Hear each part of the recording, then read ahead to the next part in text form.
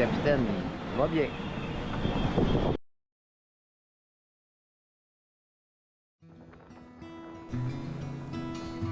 Malgré les belles journées ensoleillées et les conditions plutôt clémentes, la route entre les îles de la Madeleine et Halifax en a été une plutôt éprouvante pour moi.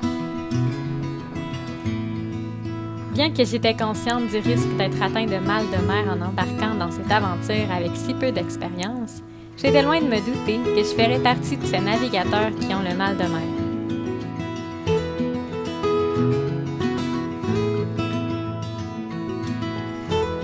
Nous avons fait une première navigation de 90 000 nautiques jusqu'à l'île de Port Hood qui s'est bien déroulée, malgré le champ de mines de bouée de pêcheurs que nous avons dû apprendre à contourner.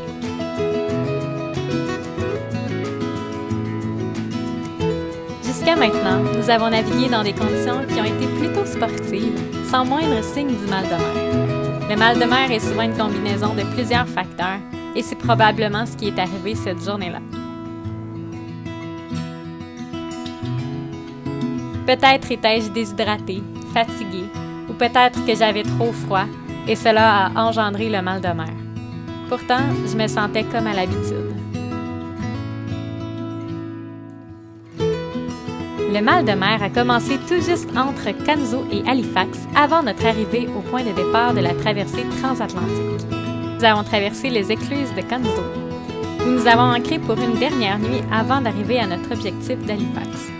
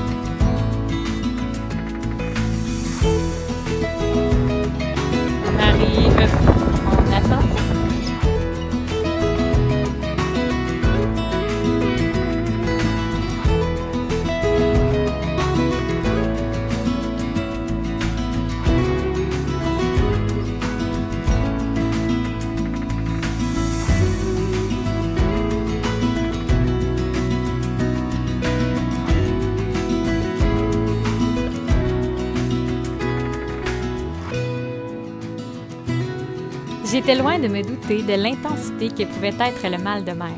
Malheureusement, aucune gravole n'a été efficace ce jour-là, ayant été pris trop tard. Et les patchs de mal de mer étaient cachés et inaccessibles sous nos matelas dans les compartiments de la cabine avant, faute d'expérience.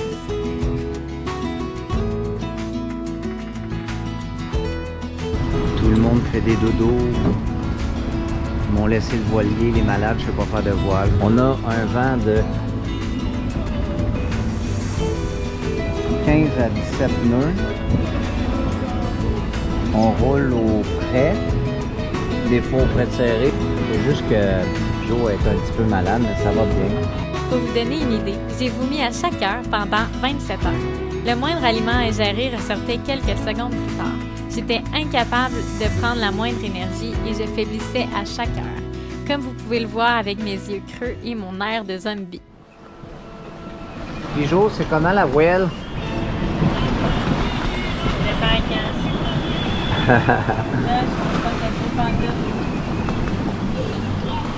Pourquoi tu trouves pas ça cool pantoute? Ça fait quoi, 6 heures que je roule? À peu près. C'est encore 7 heures à faire. Il nous reste juste 90 000 nautiques à faire. J'ai dormi toute la nuit au grand air frais avec mon sac de vomi à la main, agrippé comme un toutou. Les 30 heures les plus longues de ma vie. Rien de mieux pour se sentir en confiance pour traverser un océan que d'apprendre qu'on a le mal de mer tout juste avant. Je vous avoue qu'on se sent petit dans nos culottes. De plus, vous voyez, je vais vous montrer l'état de la mer, là. C'est pas grand-chose, là. C'est peut-être la fatigue qu'on a accumulée. C'est peut-être... Ouais, on a vu pire, fait que ça doit être de la fatigue accumulée qui a fait ça. Je vous montre l'état de la mer, c'est vraiment rien.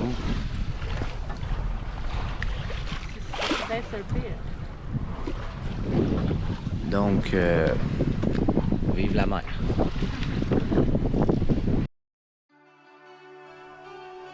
Et aussitôt entrée dans le bras de mer de Halifax, je suis revenue un peu à la vie, pas très forte, mais sur mes deux pattes, en mesure de participer à l'accostage.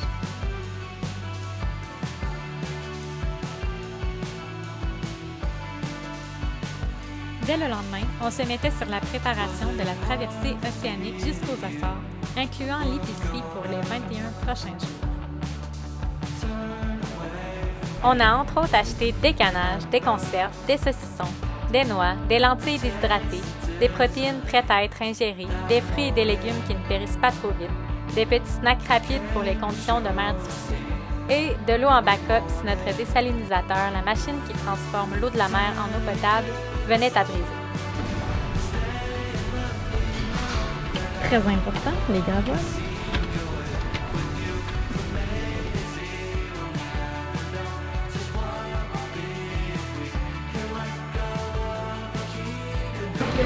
Ceci est notre approvisionnement de chez Walmart pour notre traversée de l'Atlantique.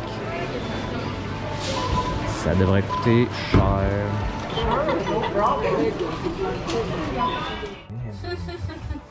Ça a l'air que c'est un jeu neuf. Ouais, c'est ça que t'as compris. T'as mis un 8 sur un 8, c'est bon. D'ailleurs, j'ai viré en première carte. Ok. C'est dans les schismes déjà.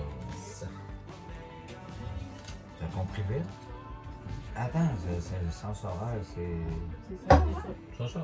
Bon, tout cas, Je suis bien chaud, hein. ça va, toi? Ça pour voir si je suis... C'est 32 gorges. Il y a 2 camps.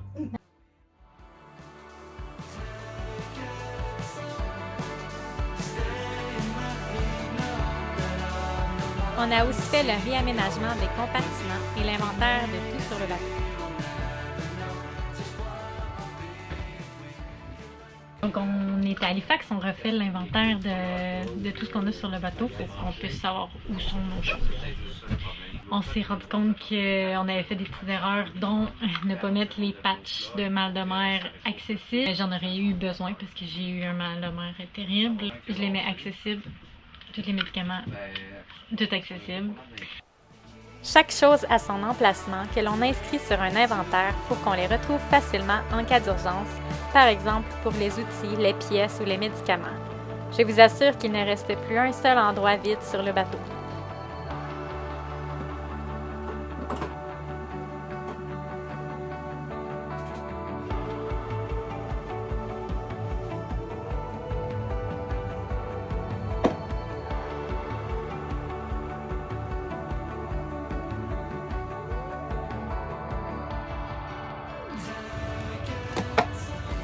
Le jump pack, c'est ça.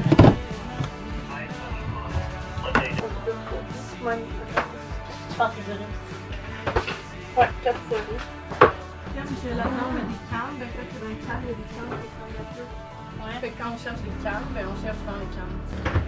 On peut checker l'inventaire par exemple à la place de tout s'ouvrir. Parce que tout est écrit dans l'inventaire.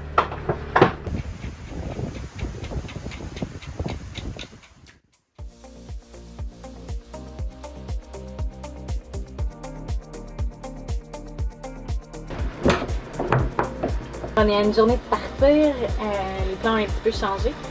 Donc on part demain, on fait les dernières réparations, les gars sont en train de faire ça.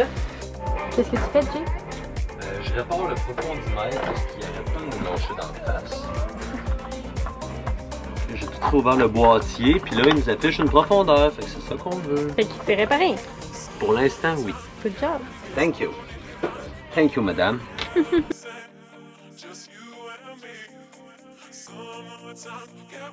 À cause des prévisions météo, on va partir probablement samedi soir, éviter une dépression qui est en train de monter vers nous. faire des sacs qu'on met dans le congélateur pour nous donner de l'énergie. Parce qu'on s'est rendu compte qu'on avait vraiment pas de courage de cuisiner en mer. Puis on se prépare mentalement. La dernière fois, ça n'a pas été facile. J'ai eu le mal de mer pendant 24 heures. Donc j'anticipe un petit peu. Mais maintenant, j'ai des gravoles pour m'aider. J'espère que ce ne sera pas comme ça pendant 18 jours. Si vous avez aimé l'épisode, n'hésitez pas à vous abonner. Il s'agit de la façon la plus simple de nous encourager. Dans le prochain épisode, nous partons en traversée transatlantique et il nous arrive toute qu'une aventure, celle qu'aucun marin ne souhaite vivre dans sa vie.